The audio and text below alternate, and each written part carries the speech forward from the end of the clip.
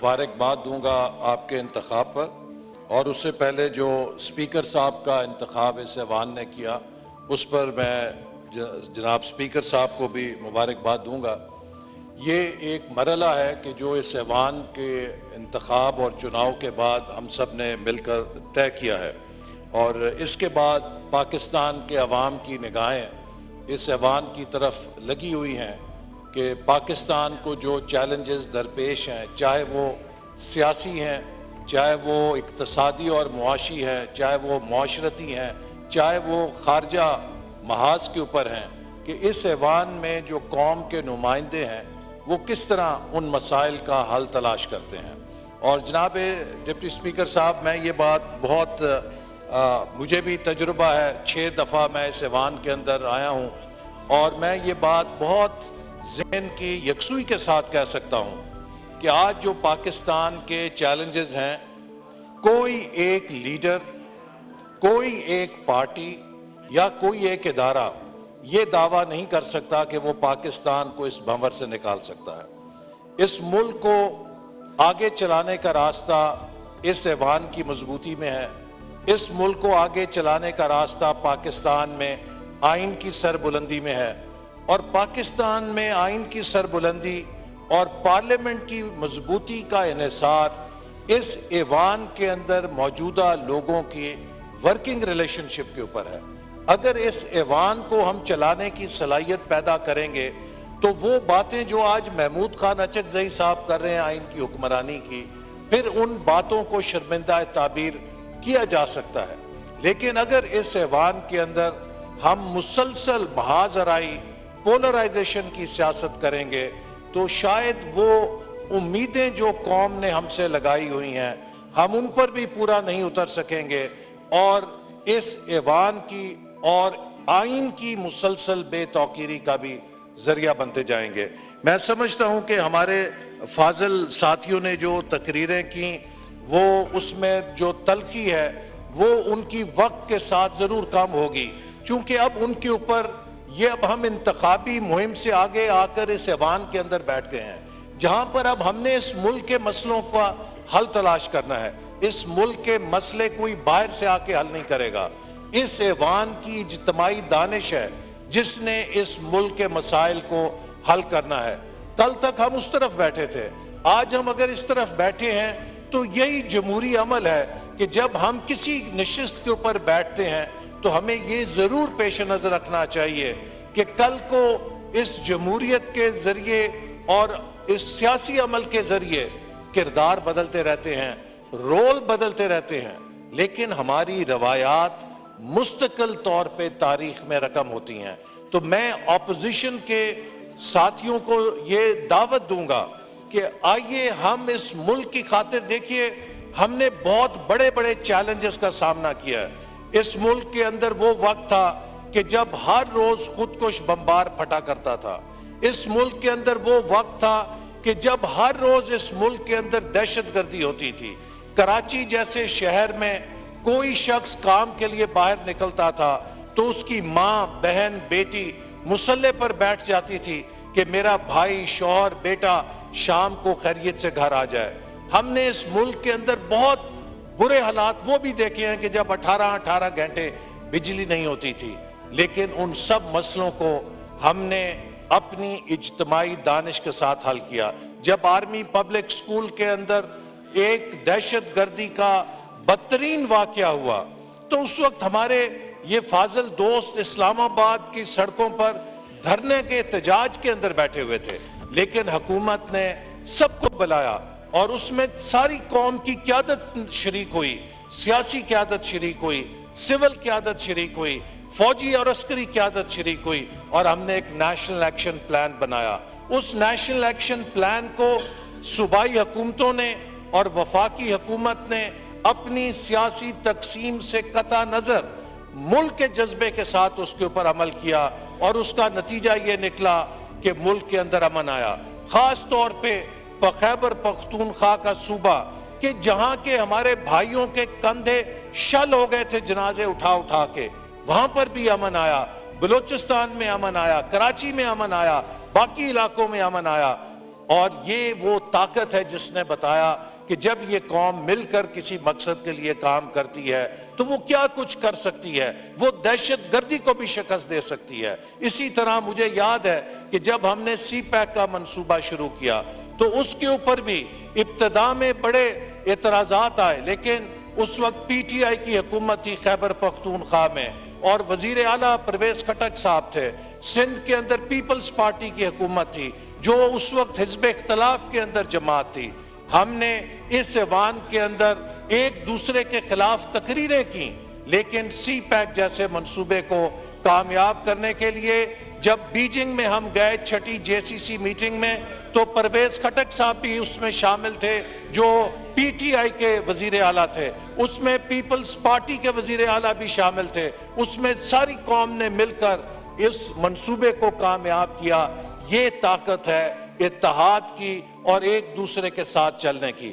اگر ہم نے ایک دوسرے کو نیچا دکھانے کی سیاست کی تو ہم میں سے شاید کوئی بھی نیچا نہیں ہوگا، لیکن اس ملک کے 24 کروڑ عوام کو ہم نیچا کریں گے، اس ملک کے مستقبل کو ہم نیچا کریں گے۔ جناب اسپیکر، آج سے 24 سال کے بعد اس خطے میں بھارت اور پاکستان دو ملک اپنے آزادی کے 100 سال منا رہے ہوں گے۔ ہمیں آج یہ سوچنا ہے کہ ہمارے نوجوان آج سے 24 سال کے بعد جب تاریخ کا سامنا کریں گے تو جب بھارت کے نوجوان 100 سال کے بعد کہیں گے کہ ہم نے بھارت کو دوسری یا تیسری بڑی معیشت بنا دیا، تو ہمارے نوجوان اس وقت تاریخ کا سامنا کس اعتماد کے ساتھ کریں گے؟ اور اگر ہم نے اگلے 24 سال کے سفر کو محفوظ کرنا ہے تو اگلے 5 سالوں کے اندر ہم نے مل کر اس کی بنیاد رکھنی ہے۔ اور یہ بنیاد میں پھر کہوں گا کہ اگر کسی کے ذہن میں یہ سوچ ہے کہ کوئی ایک لیڈر، کوئی ایک پارٹی یا کوئی ایک ادارہ تنہا کر سکتا ہے تو میرے نزدیک اس کو اپنا علاج کرانا چاہیے، چونکہ یہ ملک اگر آگے چل سکتا ہے تو یہ ایک دوسرے کے ساتھ مل کر چل سکتا ہے۔ یہ ملک اگر کامیاب ہو سکتا ہے تو یہ پاور آف کانفلکٹ کے ذریعے نہیں، یہ پاور آف کولیبریشن کے ذریعے کامیاب ہو سکتا ہے۔ تو ہمیں جہاں پہ ایک دوسرے کے ساتھ کمپیٹ کرنا ہے، ہم اپنی سیاست کے لیے ایک دوسرے سے کمپیٹ کریں، لیکن جہاں اس ملک کا مفاد ہوگا وہاں پر ہمیں ایک دوسرے کے ساتھ کولیبریٹ کرنا ہوگا۔ ہمیں ایک دوسرے کے ساتھ قدم سے قدم اور آواز سے آواز ملا کر اس ملک کے عوام اور اس ملک کے مستقبل کے لیے کام کرنا ہوگا۔ دیکھیے، بہت سی باتیں یہاں پر کی گئیں، میں نہیں چاہتا کہ آج کے اس ماحول کو تلخ کیا جائے۔ میں ایک ایک بات کا جواب دے سکتا ہوں، لیکن میں اس بات سے گریز کروں گا، اور میرے بھائی جو آج بات کر رہے ہیں یہ وہ باتیں ہیں کہ جو ہم جب اپوزیشن میں تھے تو انہیں سمجھایا کرتے تھے۔ میں خود نشانہ بنا ہوں اس دور کا کہ جب میرے اوپر اور ہماری پوری پارٹی کی قیادت کے اوپر جھوٹے مقدمے بنائے گئے۔ مجھے بھی تقریباً 2.25 مہینے اس اڈیالہ جیل کے سیل میں رکھا گیا کہ جہاں پہ سزائے موت کے قیدیوں کو رکھا جاتا ہے، اس لیے نہیں کہ میں نے خدا نہ خواستہ کوئی کرپشن کی تھی۔ کیس مجھ پہ یہ بنایا گیا کہ آپ نے نارووال کے اندر ایک کھیلوں کا کمپلیکس بنانے کے لیے فنڈز کیوں جاری کیے؟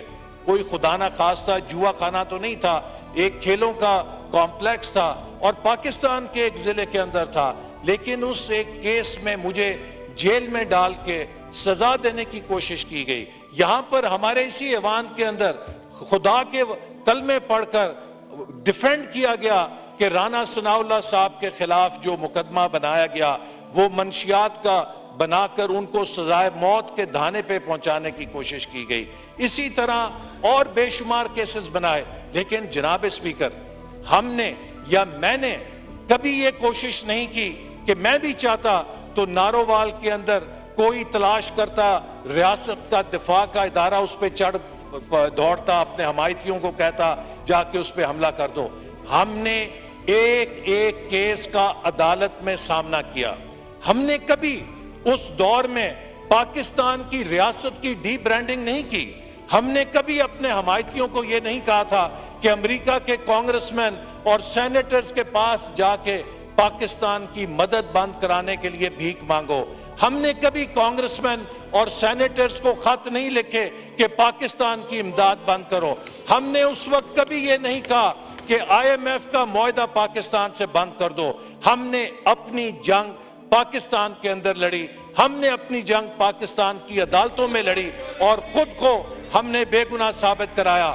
اور یہ اب سنیں نا, ہم نے آپ کی بات سنی ہے, آپ کی بات بڑے تحمل سے سنی ہے, اپنے اندر حوصلہ پیدا کریں, سچی بات سننے کا حوصلہ پیدا کریں. تو جناب اسپیکر, ہم نے تو کبھی بھی اس وقت پاکستان کی ریاست پہ حملے نہیں کیے. ان کے لیڈر کہتے تھے, ان کے لیڈر سے ہم نے سنا کہ وہ قومیں تباہ ہو جاتی ہیں کہ جن کے بڑوں کے لیے اور قانون ہو اور جن کے چھوٹوں کے لیے اور قانون ہو. تو جناب اگر آپ کے بقول آپ پر جھوٹے مقدمے ہیں تو عدالتوں میں ان کا دفاع کیجئے. آپ اگر بے گناہ ہیں عدالتیں آپ کو بے گناہ کر دیں گی, لیکن اپنے مقدموں کے اور اپنے جرائم کے لیے جب آپ دوسروں سے کہتے تھے رسیدیں پیش کریں, آپ کو جب کہا جاتا ہے کہ رسید پیش کریں تو آپ کہتے ہیں کہ نہیں جناب ہمیں تو معافی ملنی چاہیے, ہم سے رسیدیں نہیں مانگنی چاہیے. تو میں سمجھتا ہوں کہ یہ دوہرا معیار کسی بھی لحاظ سے جسٹیفائی نہیں ہو سکتا کہ آپ اس چیز کو کریں. آپ آج ہمیں یہاں تانے دے رہے ہیں کہ کس طریقے سے آیا. میں سوال یہ کرنا چاہتا ہوں کہ کیا 2008 میں جب یہ الیکشن ہارے تو انہوں نے نہیں کہا کہ دھاندلی ہوئی, بدترین دھاندلی کی گئی 2008 کے الیکشن میں. جب 2013 میں ہارے تو کیا 35 پنچر کا شور نہیں مچایا, بعد میں کہا نہیں جی یہ تو ایسے ہی کسی نے میرے کان کے اندر کہہ دیا تھا. اب پھر آپ الیکشن ہارے تو آپ نے اب 80 پنچر نکال دیے. سوال یہ ہے کہ 2/3 پاکستان نے آپ کے خلاف ووٹ دیا ہے, آپ کو 1/3 ووٹ ملا ہے. پاکستان کے 4 فیڈریٹنگ یونٹس میں سے 3 فیڈریٹنگ یونٹس نے آپ کو مسترد کیا ہے. لہٰذا آپ کا جو مینڈیٹ ہے اس کے مطابق آپ اپنے مینڈیٹ کی خدمت کریں اور اس ملک کے نظام کو, اگر آپ یہاں پہ دھمکیاں دیں گے, آپ یہاں پر یہ کہنا چاہیں گے کہ ہم اس ایوان کو چلنے نہیں دیں گے, تو معاف کیجئے یہ ایوان آپ کی پراپرٹی نہیں, یہ 24 کروڑ عوام کی پراپرٹی ہے. یہ ایوان ہماری بھی پراپرٹی ہے. اور اگر آپ کا یہ خیال ہے, آپ کو موقع دیتے ہیں اس کے بعد, اگر آپ ایک مثبت اپوزیشن بنیں گے, اگر آپ ایک مثبت اپوزیشن کے طور پہ کردار کریں گے, ہم آپ کو سر کے اوپر بٹھائیں گے. اس لیے کہ اپوزیشن جمہوریت کا حصہ ہے. لیکن اگر آپ اس ایوان میں دھونس دینے کی کوشش کریں گے, اس ایوان کے اندر کاروائیوں میں خلل ڈالنے کی کوشش کریں گے, تو پھر یہ ایوان آپ کا بنی گالا نہیں ہے, یہ ایوان نیشنل اسمبلی آف پاکستان ہے. یہ ایوان چلے گا اور اس ایوان کے اندر سے پاکستان کے عوام کے لیے قانون بھی پاس ہوں گے اور پاکستان کی معیشت کو ترقی دینے کے منصوبے بھی پاس ہوں گے. اور آپ کی منفی سیاست آپ کا کردار بتا رہا ہے کہ آپ کے اندر حوصلہ نہیں ہے.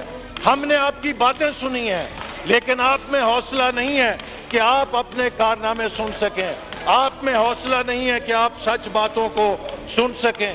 اور آج یہ کہتے ہیں کہ جی پاکستان کے عوام پہ ڈاکہ ڈل گیا. آج جناب اسپیکر اور ڈپٹی اسپیکر آپ کا انتخاب ہوا تو سٹاک مارکیٹ 750 پوائنٹ چڑھ گئی ہے. تو ان کے لیے تو یہی پیغام کافی ہے کہ پاکستان کی سٹاک مارکیٹ نے بھی ویلکم کیا ہے آپ کی کامیابی کو اور اسپیکر صاحب کی کامیابی کو, اور ان کی شکست کو سٹاک مارکیٹ نے بھی 750 پوائنٹس کی سلامی دی ہے. اور ویسے آج یہ گلہ کر رہے ہیں کہ اس ملک میں ایجنسیاں نہیں ہونی چاہیے. تو میں ان سے پوچھنا چاہتا ہوں کہ کس کا لیڈر کہتا تھا کہ میں ایجنسیوں کے ذریعے اپنا کورم پورا کراتا ہوں؟ کس کا لیڈر کہتا تھا میں ایجنسیوں کے ذریعے اپنی حکومت چلاتا ہوں؟ ایجنسیاں تو آپ لیتے تھے, ایجنسیوں کی بیساکھیوں پہ تو آپ چلتے تھے, اور پھر یہ اپنی حماقتوں کو ہمارے اوپر تھوپنا چاہتے ہیں. آپ کو کس نے کہا تھا کہ آپ اس ایوان سے استعفیٰ دے کے چلے جائیں؟ جب عدم اعتماد کی تحریک ہوئی تھی، آپ کو کس نے کہا تھا کہ پنجاب اور خیبر پختونخوا کی حکومتیں خود اپنے ہاتھوں سے توڑ دیں؟ حماقتیں خود کرتے ہیں اور اس کی سزا قوم کو دینا چاہتے ہیں۔ لہٰذا میں ان کو التجا کروں گا کہ اب مزید حماقتیں نہ کریں، مزید حماقتیں نہ کریں، اور اس ملک کے اندر اب اس ملک کو چلانے کے لیے اپنا مثبت کردار ادا کریں۔ لیکن اگر انہوں نے وہی پرانی روش اپنائی تو پھر یہ ملک ان کا ہوسٹیج نہیں ہے۔ ہم سب مل کر اس ملک کو آگے لے کے جائیں گے۔ ہم پاکستان کے مستقبل کو، نوجوانوں کے مستقبل کو، یہ نوجوانوں کی بات کرتے ہیں، یہ بتائیں کہ ہائر ایجوکیشن کمیشن کو کس نے توڑا تھا؟ پاکستان کی یونیورسٹیوں کو کس نے دیوالیہ کر دیا تھا؟ نوجوانوں سے لیپ ٹاپ لے کر کس نے انہیں کٹے اور کٹیوں پہ لگا دیا تھا؟ ہم نے تو نوجوانوں کو لیپ ٹاپ دینے شروع کیے تھے۔ یہ کہتے ہم نوجوانوں کو مرغی اور انڈے دیں گے، کٹے اور کٹیاں دیں گے۔ نوجوانوں کو آپ سے کیا دلچسپی ہے؟ نوجوان ہمارے ساتھ ہیں جن کو ہم نے لیپ ٹاپ دیے، جن کو ہم نے تعلیم کے مواقع دیے، جن کے لیے ہم نے سکلز پروگرام شروع کیے، اور انشاءاللہ تعالی پاکستان کے نوجوانوں کو ہم بہترین کھیلوں کی سہولتیں دیں گے، ہم ان کو آئی ٹی سکلز دیں گے اور 21ویں صدی میں لے کر جائیں گے۔ نوجوانوں کو گالی گلوچ کے کلچر میں نہیں جانے دیں گے۔ تو اس لیے میری آپ سے التجا ہے کہ ہم آپ کے مثبت اپوزیشن کے کردار کی توقع رکھتے ہیں، اور ہم امید کرتے ہیں کہ آپ یہاں پر وہ گالی گلوچ نہیں کریں گے، وہ آپ یہاں پر آ کر باتیں نہیں کریں گے جو آپ باہر کھڑے ہو کر کرتے ہیں۔ یہ سوشل میڈیا کا پلیٹ فارم نہیں ہے، یہ پاکستان کے 24 کروڑ عوام کا نمائندہ ایوان ہے، اور اس کا تقدس ہے اور اس کی ذمہ داری ہے جو جتنی ہمارے اوپر ہے۔ شکریہ احسن اقبال صاحب، شکریہ۔ مائک کھولیں احسن اقبال صاحب کا۔ اس ایوان کو، آئین کو، جمہوریت کو مضبوط کرنے کے لیے ایک مثبت آغاز کریں، ایک پازیٹیو بگننگ کریں۔